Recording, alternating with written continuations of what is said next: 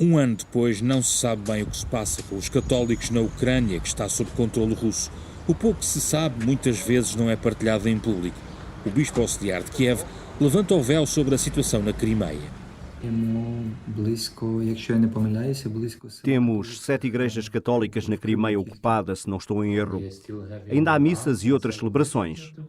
Temos alguns contactos com as pessoas de lá, mas o governo russo escuta todas as conversações. Nunca podemos falar abertamente sobre todos os problemas. Oleksandr Jaslovetsky é o presidente da Caritas Spes, associado aos católicos de rito latino, que é dirigida, na prática, pelo seu diretor, o padre Vyacheslav Grinevich, que nos explica como se processou a saída da Caritas dos territórios ocupados. We have one center under occupation, and from the first days we try to support them. Temos um centro sob ocupação e tentámos ajudar desde os primeiros dias. Apoiámos o centro até ao último momento, até deixar de ser possível, porque a transferência pelo sistema bancário deixou de funcionar. Parámos a nossa atividade e tentámos encontrar outras formas de apoio. Mas quando os soldados russos começaram a visitar o nosso centro, onde estavam os nossos funcionários, uma parte deles foi retirada daquele centro e Ortapad ficou lá porque tem pais que estão doentes e que não podem deixar sozinhos.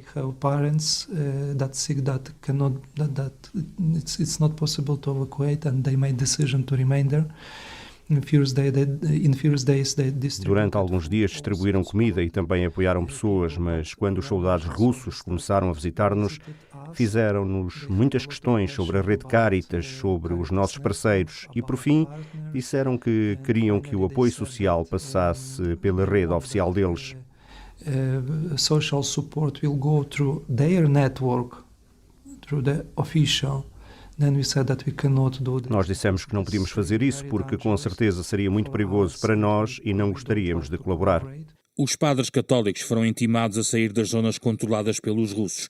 Ou assumiam a nacionalidade russa e entravam para a Igreja Ortodoxa do Patriarcado de Moscovo, ou seriam mortos. Acabaram por fugir, sobretudo na zona do Donbass.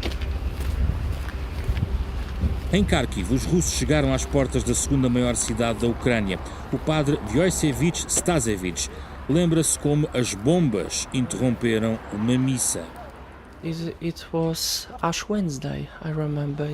Era quarta-feira de cinzas, lembro-me bem. O prédio que fica ao nosso lado era dos Serviços de Informação da Ucrânia, o SBU. Lembro-me que estava a celebrar a Santa Missa e tinha comigo uns 20 a 30 paroquianos. Celebrating Holy Mass, yeah. And I don't remember, maybe was 20, 30 parishioners, I remember what was, yeah. We speedily to underground, yeah. Rapidamente fomos para a cave e 20 minutos depois vim cá acima à capela porque tinha de terminar a missa. Lembro-me que quando acabei a missa vim cá fora ver o que tinha acontecido e foi muito difícil, recordo-me bem. So what happened around to us, it was difficult time, I remember. O padre ainda hoje não revela previamente a hora da missa dominical. Mais complicada é a situação a sul, em Kherson, onde as bombas caem todos os dias. O sacristão e professor Sergei tem as chaves da igreja local e nas mãos carrega um segredo para enfrentar o perigo. Eu não tenho muito medo. Há pessoas que têm medo de sair à rua porque nunca se sabe quando é que eles começam a disparar. Bem, eu não tenho medo, na verdade. Pego no meu rosário e vou onde tenho que ir. Sergei dá catequese às crianças em ucraniano e em inglês para que a guerra não trave a sua fé num futuro fora da Ucrânia. Na linha da frente há sobretudo cristãos ortodoxos. Até em Kramatorsk, no Donbass, o padre Vitaly sente-se um alvo constante dos russos. Не страшно тільки дурному. І хворому. Особливо, коли починається... Só um doente ou um estúpido é que não tem medo de estar em Kramatorsk. Особливо, коли починаються великі обстріли. Звичайно, страшно. Оце церква... Quando começou a grande ofensiva, eu tive muito medo. Зі стін. Все повалялось, все попадало. Sabe que a 200 metros daqui houve um grande bombardeamento. Воронка величезна. Отут, у дворі у цьому. Eu vim aqui à igreja e estava tudo espalhado no chão. E nestes jardins, aqui ao lado, há prédios de 5 andares que ficaram sem telhado. Os bombardeamentos foram mesmo duros.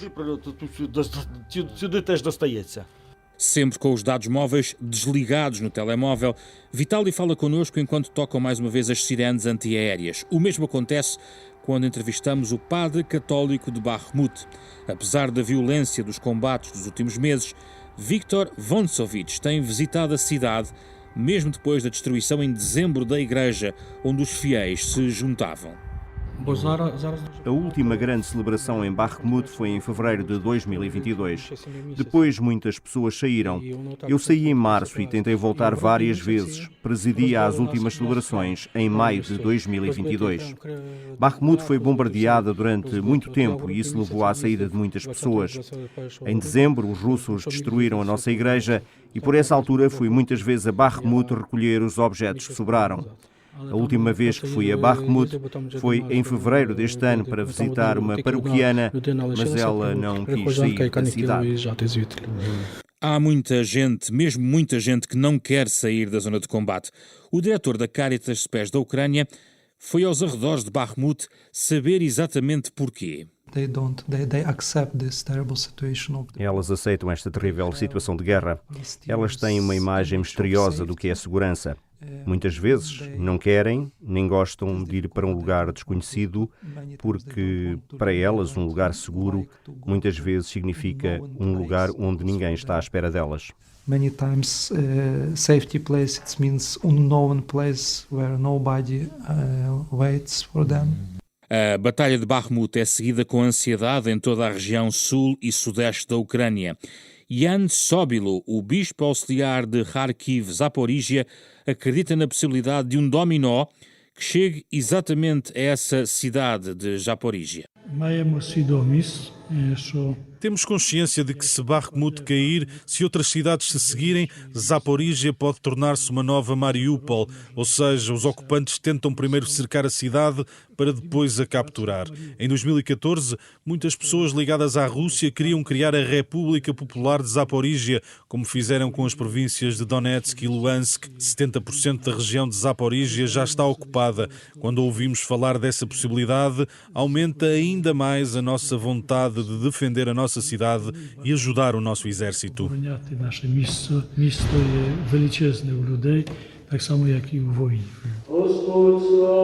Depois da missa dominical na Catedral de Zaporígia, o bispo explica as razões pelas quais uma imagem de Nossa Senhora de Fátima está no altar principal desta igreja. Como pode ver, temos uma imagem de Nossa Senhora de Fátima que está na parte central do nosso templo. Foi feita em madeira e, como pode observar, as pessoas rezam em frente a esta imagem. Como ouvimos de novo em 2017, Fátima apela à conversão da Rússia e esta guerra mostrou-nos que temos que rezar ainda hoje por essa conversão. Enquanto ela não estiver concretizada, não haverá paz. E a Rússia irá desestabilizar sempre a situação na Ucrânia e em todo o mundo.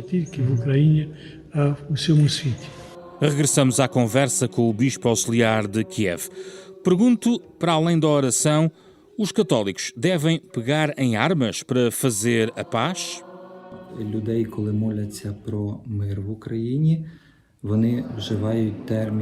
Quando muitos rezam pela paz na Ucrânia, fazem-no em nome da definição de uma paz justa. Se falarmos apenas em paz, no sentido mais genérico, estaríamos a falar de assinar um documento com uma declaração de rendição. Mas a paz justa é outra coisa. Estamos a falar de um país independente, de uma terra natal. Quando temos no nosso território um agressor que quer ficar com a nossa terra, nós, cristãos, temos que a proteger. Os nossos soldados que rezam nas nossas igrejas também são cristãos, são os nossos heróis. Não vejo aqui nenhuma contradição. O bispo Oleksandr Yazlovetsky, bispo auxiliar de Kiev, admite que será difícil perdoar os agressores quando chegar a paz entre a Rússia e a Ucrânia.